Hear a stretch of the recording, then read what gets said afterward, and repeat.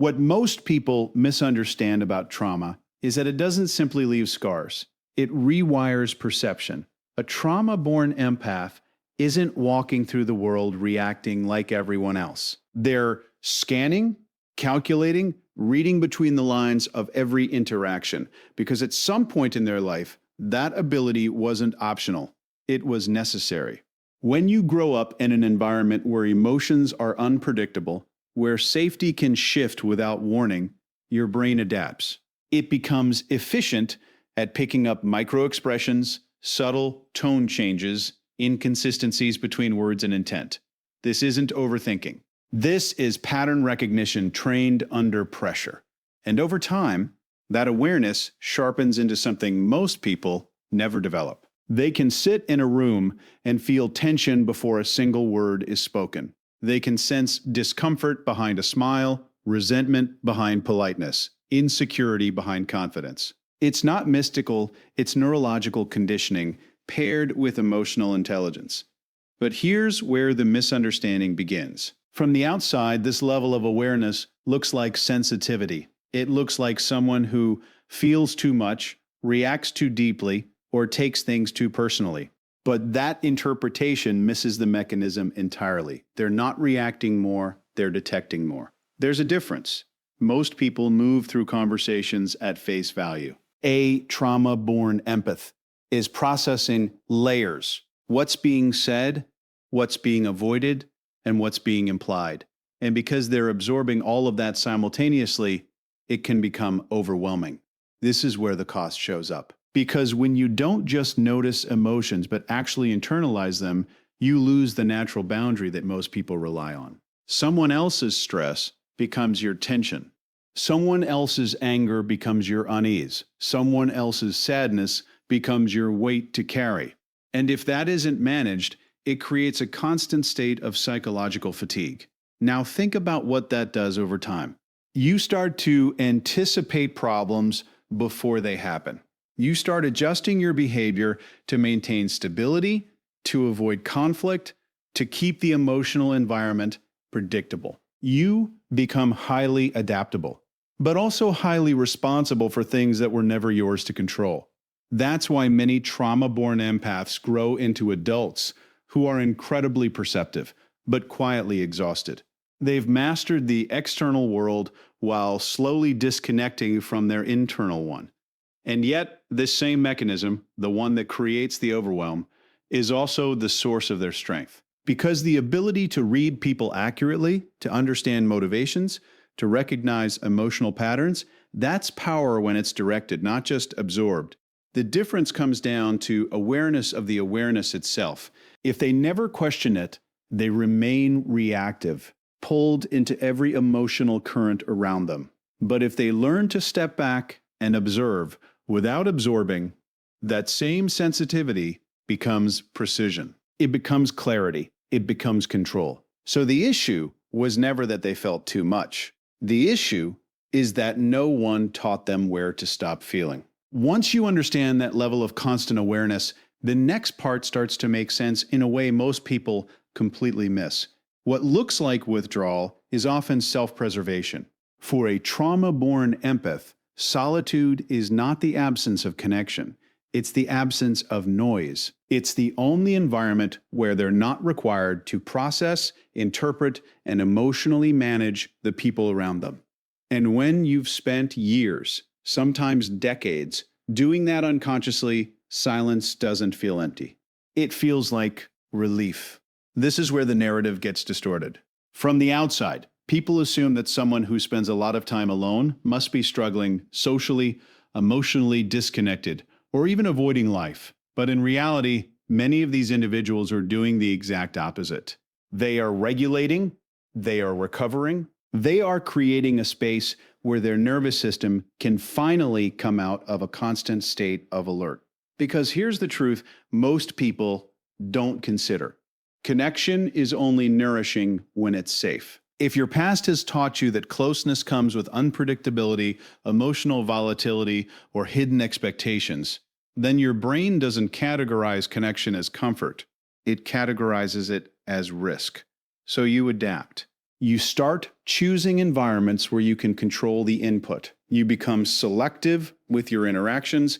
You limit exposure, not because you don't value people, but because you've learned that not all energy is neutral. Some of it drains, some of it destabilizes, and some of it pulls you back into patterns you've worked hard to understand. And over time, solitude becomes associated with clarity, with stability, with a sense of self that isn't constantly being shaped by external emotional forces. But there's a tension here, because the same person who finds peace in being alone is also wired for depth in connection. They don't want surface level interaction. They don't want noise. They want something real, something honest, something that doesn't require them to filter themselves or manage the emotional environment. And that creates a paradox. They crave connection, but they've experienced enough of the wrong kind to know the cost. So instead of seeking more, they become more selective. And when that selectivity is misunderstood, they're labeled as distant, guarded, or hard to reach. But it's not distance. It's discernment. They're not closing themselves off from people. They're closing themselves off from chaos.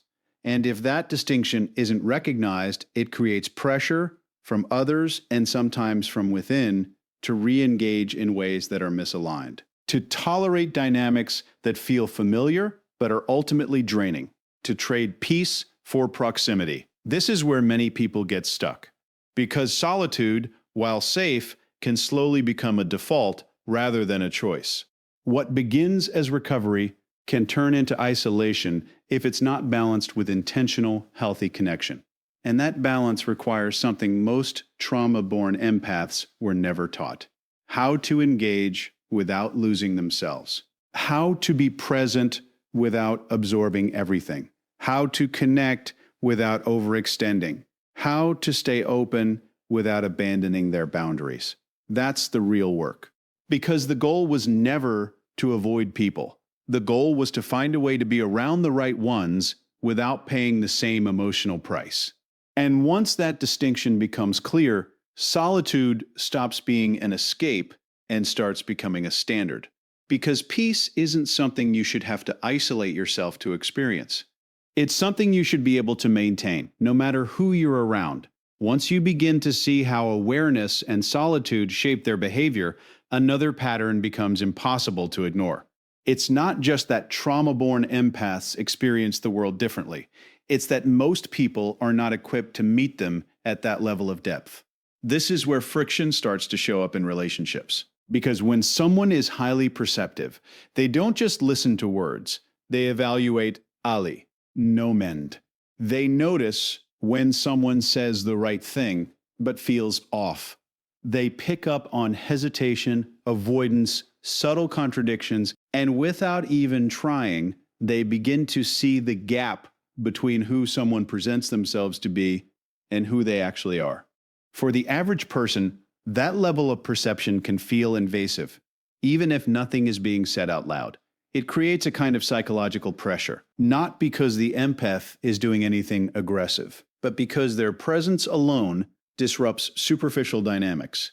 You can't maintain a mask as easily around someone who instinctively reads beneath it. And most people, whether consciously or not, rely on some degree of social masking to function. So, what happens? Instead of leaning into that depth, many people retreat from it. They start labeling the empath in ways that make the discomfort easier to justify. Too intense, too serious. Over-analyzing. These labels aren't always malicious, but they are revealing. They reflect a mismatch, not a flaw. Because what's really happening is that one person is operating on a surface level and the other is operating several layers deeper at the same time. And that gap is hard to bridge unless both people are willing to meet in the middle. This is why trauma-born empaths often find themselves in a repeating cycle. They connect quickly, not because they're careless, but because they recognize emotional patterns rapidly. They see potential, depth, meaning. But over time, they also see inconsistency, avoidance, or emotional limitation in the other person. And once that becomes clear, the connection starts to feel imbalanced. They're engaging at a level the other person isn't prepared to sustain. Now, here's where it becomes critical to understand the dynamic correctly. The issue isn't that the empath is too much. The issue is that depth requires capacity and not E. Very one has developed the emotional awareness, honesty, or stability to operate at that level consistently. So, instead of adapting upward, many people disengage. They pull away, create distance, or subtly reduce the intensity of the interaction. Not because the connection is meaningless, but because maintaining it at that depth requires confronting parts of themselves they may not be ready to face. And for the empath, this can be confusing at first, because from their perspective, they haven't changed anything. They're simply being consistent, observant, present, engaged. But what they're encountering is the limit of the other person's emotional bandwidth. That's the moment where clarity replaces confusion. They begin to realize that not every connection is meant to last, not because it lacks value, but because it lacks alignment. And once that realization sets in, they stop trying to reduce themselves to make others comfortable. They stop translating their depth into something more digestible. Because depth isn't the problem, misalignment is. And the sooner that distinction is understood, the sooner they can stop chasing connections that were never built to hold them. Because the reality is simple. Not everyone walks away because you're too much. Some people walk away because they're not enough for where you operate. And once you see how this pattern unfolds, heightened awareness, selective solitude, and repeated misalignment in relationships, you start to notice the real risk isn't external. It's internal. Because over time, a trauma-born empath can become so skilled at understanding others that they slowly lose clarity about themselves. Think about the conditioning involved. When you've spent years reading emotional environments, anticipating reactions, adjusting your behavior to maintain stability, your attention is almost always directed outward. You're tracking other people's needs, moods, and intentions with precision. But that same level of attention is rarely turned inward. And that creates an imbalance. You begin to justify things you shouldn't tolerate. Not because you lack intelligence, but because you have too much understanding. You can explain why someone behaves the way they do. You can trace their patterns back to their own experiences, their own wounds, their own limitations. And that insight, while accurate, becomes dangerous when it overrides your boundaries. Because understanding someone is not the same as excusing them. But for many trauma-born empaths, those two lines blur. They stay longer than they should. They give more than is reciprocated. They absorb emotional weight that was never theirs to carry. And they do it quietly, often without confrontation, because they've learned that maintaining harmony is safer than disrupting it. This is where self-abandonment begins, not as a dramatic moment, but as a gradual shift. A compromise here, a silence there. A rationalization that feels small in isolation, but compounds over time. Until eventually they look around and realize they've built relationships where they are deeply present for others, but almost entirely absent from themselves. And that's the real danger. Not that they feel too much or care too deeply, but that they do it without protection, without structure, without a clear sense of where they end and someone else begins. Because empathy, when it operates without boundaries, doesn't just connect you to people, it entangles you in them.